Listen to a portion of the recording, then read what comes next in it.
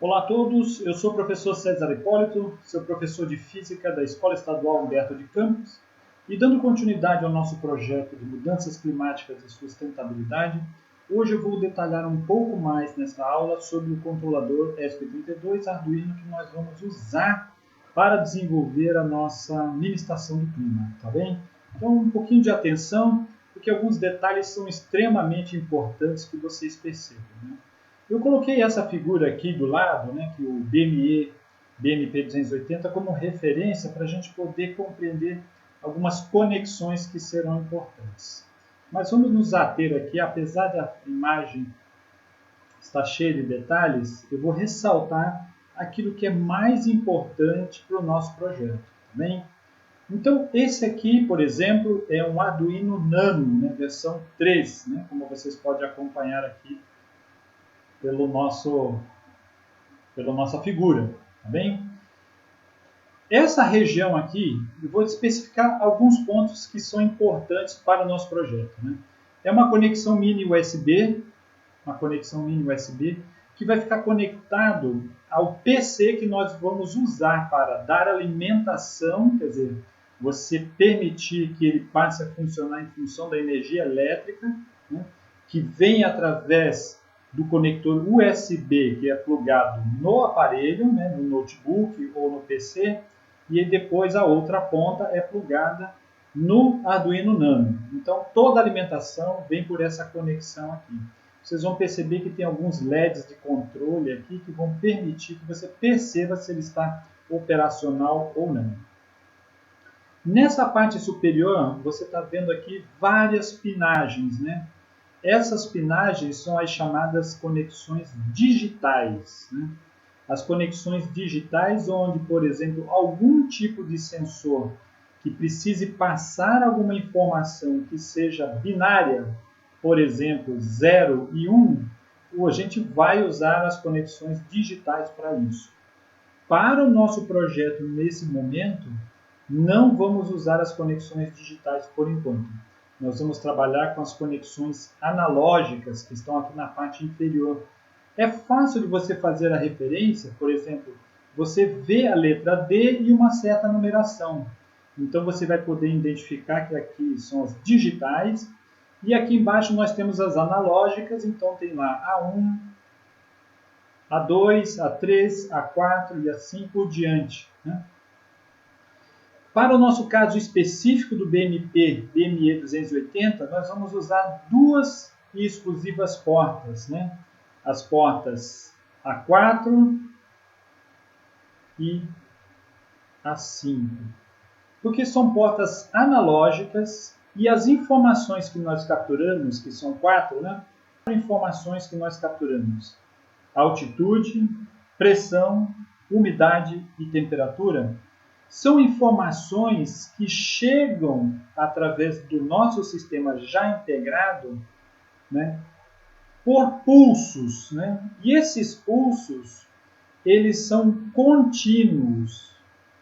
Eu já vou explicar um pouquinho mais para que vocês possam perceber. O que é um pulso contínuo? É, por exemplo, você ter variações de temperatura do tipo 70 graus, 70,1, 70,2, 70,3, 70,4 e assim por diante, numa escala de elevação ou de diminuição. Diferente de um pulso digital, por exemplo, que são escalas extremas, né? Você está em 10 ou você está em 0, você está em 10 ou você está em 20. Não existem escalas intermediárias para um sinal digital. Mas para um sinal analógico, você tem pequenos valores ou incrementos independentes. Então, 70,1, 70,2, 10,5, 10,6 são valores sempre intermediários entre uma escala máxima e mínima, né? Então, a partir desse tipo de informação, que para o nosso controlador, que é o nosso sensor aqui representado, eu preciso usar portas analógicas. Mas vocês vão ver também que existem alguns sistemas, né, que são sensores de temperatura e pressão, que são conectados a portas digitais. Mas existe um microprocessamento interno que transforma o sinal analógico em sinal digital. No nosso caso, nós vamos usar já esse, desenvolvido pela Bosch, que já joga o sinal diretamente para a nossa porta analógica. Então, essa informação vem para a camada de portas analógicas aqui representadas. Tudo bem? Então, o que é importante? Percebemos as portas analógicas e percebemos as portas digitais. Saber diferenciá-las. Outra coisa importantíssima é a alimentação. O quanto de energia o meu sistema precisa para ele poder operar. Esse sinal de energia ele pode ser dado de duas formas. Para um controlador como esse, eu tenho entradas que são 3.3 volts ou de 5 volts. Especificamente, o BMP ou BME 280, ele suporta desde 3 volts até 5 volts. Então, essa portinha que está aqui, chamada VIN, que é a porta de alimentação, que significa é o positivo desse sistema, onde ele tem que ser energizado, ele pode ser ligado tanto em 3 volts, ou 3.3 volts, como em 5 volts. Tanto faz. Então, nós temos duas oportunidades de alimentação. A gente vai escolher qual é o melhor. Vai se adequar. Quando eu falo qual é o melhor, qual a melhor fiação vai permitir uma acomodação adequada das conexões elétricas. Tá bem? Vocês percebem que nós temos aqui também uma conexão chamada GND. GND é ground.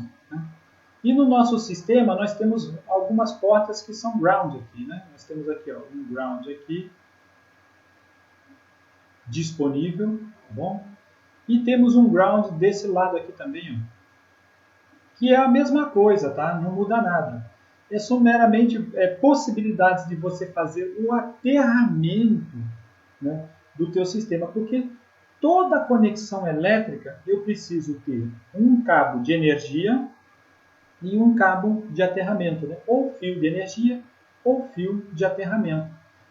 O similar que você tem dentro da sua casa é a tomadinha da parede, onde você tem a mesma coisa. Algumas têm 3 furos, mas a maioria pode estar com 2 fios somente.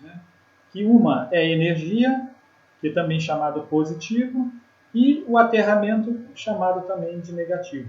Aqui normalmente representado por um fio vermelho, onde você tem energia, um fio vermelho, e onde você tem o aterramento ou ground, ele é representado por um fio preto. A gente vai usar essa mesma nomenclatura e essa mesma colorização aí de fios para fazer as nossas conexões. Tá bem? Então percebam que para essa aulinha de microcontrolador eu coloquei aqui o nosso BME 280 como referência para as ligações. Tá? Então é importante. A porta SCL vai receber uma conexão analógica, que seria a A4, tá? E a nossa conexão SDA vai receber a porta A5.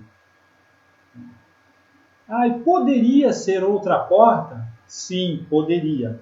Mas você vai verificar na aula de programação com a professora Verônica que dentro do código que vai rodar no nosso sistema aqui, que vai rodar no microprocessador aqui, ele tem que respeitar essa ordem SCL-SDA. Tá? E essa comunicação via SCL-SDA tem que estar representada no código que vocês vão aprender a desenvolver. Porque assim o microcontrolador aqui representado consegue entender que tipo de informação está sendo transitado entre o BME 280 e o microprocessador. Tudo bem? Então, se ficou alguma dúvida, deixe um comentário e mantenha um contato ativo conosco. E nos aguarde para a próxima aula. Obrigado a todos e até a próxima.